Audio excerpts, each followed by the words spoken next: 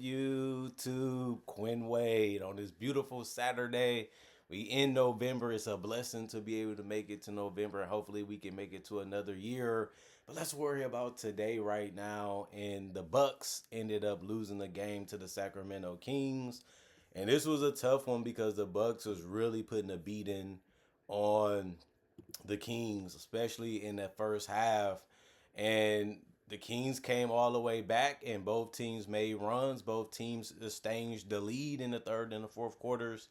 And the Bucks had some opportunities to win this game with a three, and also went to the free throw line. They got the offensive rebound, but they just couldn't get a basket up, and they lose 135 to 133. 4-2 the Bucks and 2-4 the Kings. Bucks, like I said, won the first quarter 47 to 36. That's an 11-point lead, but they lost majority of it in the second quarter, 34 to 24 by the Kings.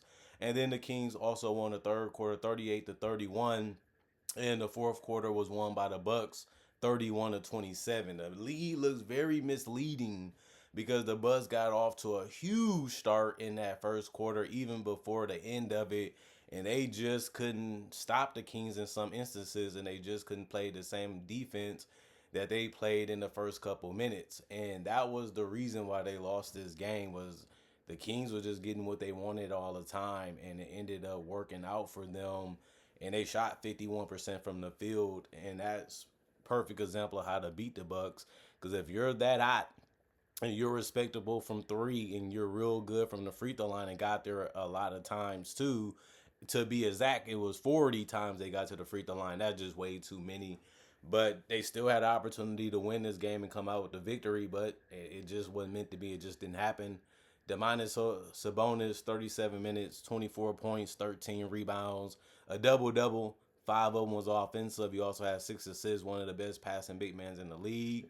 He had 1 steal and 3 turnovers, though. 8 of 13 from the field, 61%, 0 of 2 from three, 0% there because he missed all of them. He was 8 of 10 from the free throw line, 80%. 5 personal fouls, though. It's hard to guard and stop. Be honest, you know he's going to come at you. You know he's going to attack you. And some of his players on his team going to do the same. But he was a +5 and plus minus. Dylan Cardwell, 5 minutes. He had 2 points, 1 rebound, 101 from the field, 100% there.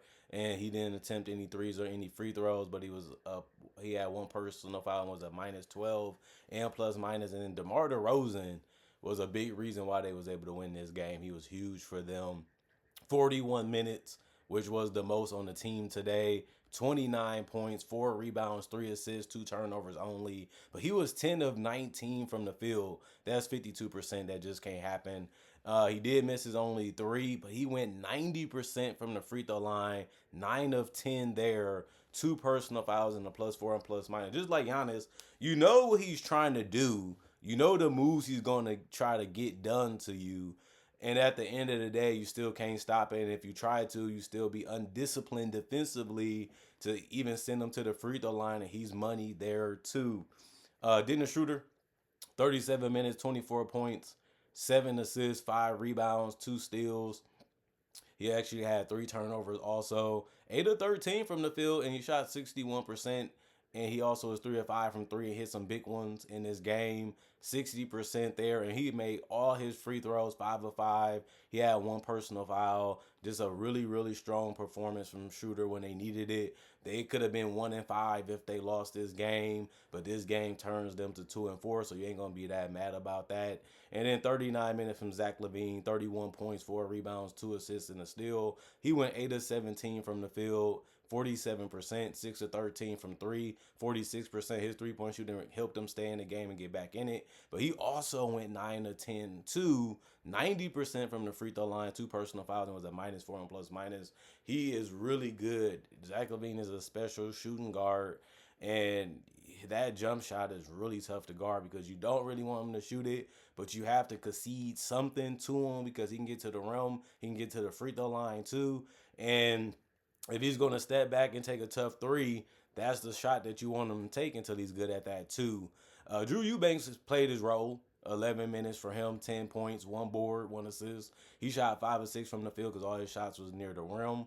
He also shot 83%, no threes, no, 1 free throw that he missed, One personal foul and was a -3 and plus minus. Renard 4 minutes for him, one rebound. That was about it because he missed his only shot, and he had no free throws or 3-point attempts, and he had a personal foul. Russell Westbrook played 34 minutes, which was starter like minutes for him.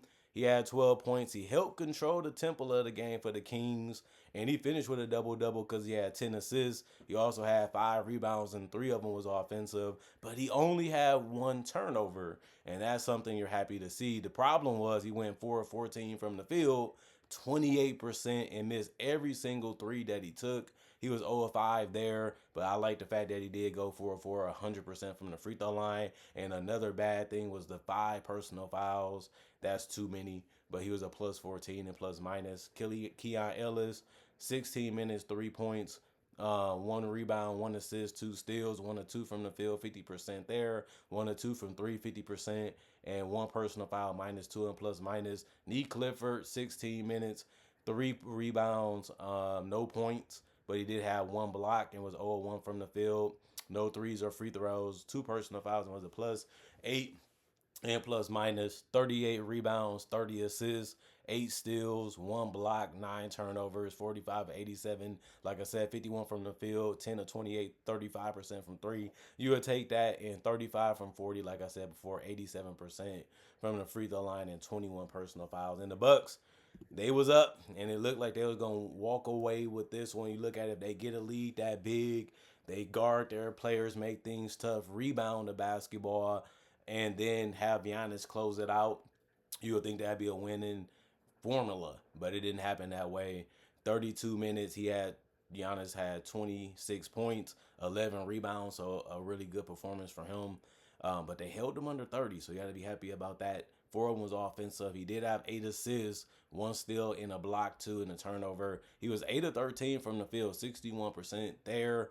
You got to be happy that he only took 13 shots. The problem was he should shot 14 free throws. He was 9 of 14, 64% there. He also was 101 from 3, 100%. They left him wide open. He said, I'll take that at the top of the key, and he knocked it in. 3 personal fouls. He was a -1 and plus minus. Miles Turner, 24 minutes, 9 points, 3 rebounds, 2 of them was offensive, 2 steals, 2 turnovers, 3 of 6 from the field, 50%, 30 of 4 from 3, 75%, and 0 of 2 from the free throw line. 5 personal fouls in the +2 and plus minus. Gary Trent Jr., 32 minutes, he had 17 points, 2 assists, 1 turnover. He was really efficient, 5 of 7 from the field, 71%, 4 of 6 from 3, 66% there. He really had it going. The problem was he went 3 of 5 from the free throw line. I know that ain't terrible, but you got to make all of them in a close game. He didn't, though. 2 personal fouls. AJ Green did help, 2 with his shooting. 30 minutes, he had 17 points, had a chance to take the lead and missed it. But he also had to miss a free throw, too, so his free throw number's going to look 1 and 2, 50% there. But it's because he had to miss it to give him a chance to get offensive rebound, to get a chance to get the tie. 2 assists. He also was 6 of 12, 50% from the field, 4 of 10, 40% from 3. He also did have 5 personal fouls and was a -2 and plus minus. And Ryan Rollins, he had another good game. 36 minutes for him, 16 points, 4 rebounds. He also had 8 assists with only 3 turnovers. He had 2 steals also. 8 of 13 from the field, 61%. 0 of 3 from 3, that's 0%. And he didn't make or take any free throws. 3 personal fouls and was a -1 and plus minus. Torian Prince played 13 minutes, had 3 points, 1 or 2 from the field, 50% there, 50% from 3 because that was his attempts, and he had no free throws. 2 person foul was a -5 and plus minus. Bobby Portis was hitting the mid range and everything, even got some threes to fall. He finished with 16 points in 23 minutes with 6 rebounds, 1 being offensive with 2 assists, 1 turnover, 6 of 9 from the field, 66%, and 2 of 3 from the 3-point line. That was also 66% and made all his free throws too. 2 of 2 for 100% there. 1 personal foul and a -5 plus minus. He's been a good player for the Bucks for a long time, and he's still showing you that he fits and does exactly what they need him to do, even if it's defensively. And he also still sets good screens and can space the floor well for that power forward or small ball center lineup if it's needed. Kyle Kuzma was the best guy off the bench because he got hot in the fourth, kept it close, but they just couldn't get enough stops to close it out. 22 minutes, 22 points, one rebound, one assist, 9 of 13 from the field, 69%. But he did miss all his threes because he went 0 of 2, and he was 4 of 4 also from the free throw line. That's 100%. Two personal fouls and a +2 and plus minus. Jericho Sims didn't play it that much, and then Amir Coffey played 15 minutes. He had 4 points, 3 rebounds, two offensive. Out of that, two assists, 2 or 3 from the field, 60% there. And he missed his only three, and he took no free throws and was a -2 and plus minus with no personal fouls. And then Cole Anthony had a game where you just looked at it like, wow, he just couldn't make enough shots. 13 minutes, 3 points. He had 2 rebounds. The best thing about it, though, was he had 5 assists, but that came with 3 turnovers, too, though. 1 of 4 from the field, 25% from the field. He missed his only, he didn't take any threes. I mean, he also was 1 of 2, like I said, from the free throw line, 50%. 3 personal fouls. He was a +2 and plus minus. And the Bucks, they did lose the rebound battle by 1 because they only had 37. They both was tied in assists with 30. 5 steals for the Bucks. They lost that one. 2 blocks, they lost that one also. Well, they won a block battle by 1. 11 turnovers. They had more than the Kings. And like I said, they shot 59% from the field, which is incredible. 49 of 82, 15 to 32, 46% from three. And it was 20 of 31 from the free throw line. That really hurted them. And that was 64% there. And they also did commit more personal fouls because the Kings did shoot 9 more free throws than them and made it at a higher percentage. And that was a big reason why they lost too. And that was 26 personal fouls, if I didn't say that before. Other than that, competitive game, interesting game, fun game to see and watch from both teams. And like I said, it looked like the Bucks was going to run away with this one, and the Kings fought all the way back, made more runs to be able to build their lead up, and the Bucks came right back and said, "Hey, this game ain't over. I ain't just gonna blow us out in our home court. We're gonna have something to say about that. We're gonna make it a lot more interesting." And both teams did. And then it was just about who was going to win the game. And the Kings, they was able to get it done. And I'm happy that they did because I was just looking at it like the Bucks, they need a challenge. They need to see what they need to improve on, what they need to do because they're going to have a tough season ahead of them with the roster that they have.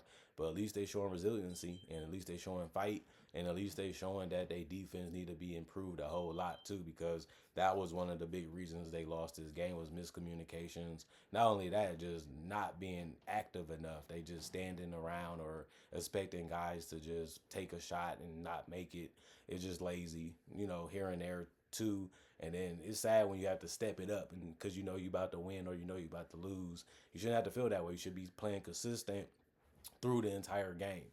But that's just my analysis on it. Comment, like, subscribe, share it, the notification bell to get the analysis when it first come out. I also do conversation videos just like this about various NBA only topics. I also do breakdowns of real footage of legends, current legends, rookies, and all the future stars, and also do mock draft and draft coverage too. Plus, I got over 3,000 plus videos already on my channel that you can watch right now and enjoy. And on top of that, I'll also try to upload videos every day throughout the day to always give you something to watch and look forward to seeing when it comes to basketball content. Other than that, thank y'all for watching. Thanks for checking out the channel. Thanks for the support. Thank y'all for appreciating the content for what it is and continuing to come back and enjoy it. And all I can say is y'all stay blessed up. Y'all stay good. Peace. And I'll see y'all later today on this Saturday night with more basketball analysis on the hottest games and basically every game that happened today.